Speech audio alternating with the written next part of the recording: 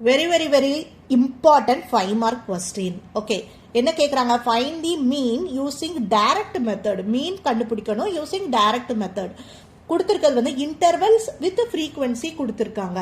அப்போ மீனோட டைரக்ட் மெத்தடோட ஃபார்முலா என்னது? Mean equal to summation of f x divided by summation of F.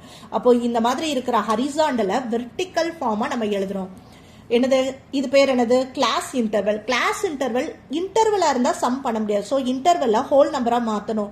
எப்படி பண்ணணும்? இந்த lower interval plus upper interval divided by 2. அப்போ 0 plus 10 10 10 divided by 2 5 10 plus 20 30 30 divided by 2 15 like that நம்ம இந்த காலமை ஃபில் பண்றோம். நெக்ஸ்ட் f values frequency அது already क्वेश्चनல கொடுத்திருக்காங்க. Next we need fx for formula.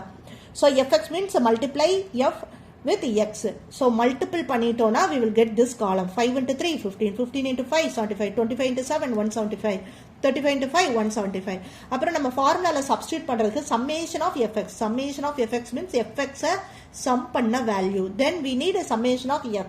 f ஓட சம் பண்ண வேல்யூ. அதை இந்த ஃபார்முலால சப்ஸ்டிட்யூட் பண்றோம். சப்ஸ்டிட்யூட் பண்ணா 440 divided by 20 22. so the mean value is 22. இப்போ உங்களுக்கு क्वेश्चन டைம். ஒரு கிளாஸ் இன்டர்வல் கொடுத்திருக்கேன், ஃப்ரீக்வன்சி கொடுத்திருக்கேன். நீங்க கிளாஸ் இன்டர்வலை எக்ஸா கன்வெர்ட் பண்ணிட்டு fx ஃபைண்ட் அவுட் பண்ணி ஃபார்முலால சப்ஸ்டிட்யூட் பண்ணி ஆன்சர் கொடுங்க. தேங்க்யூ.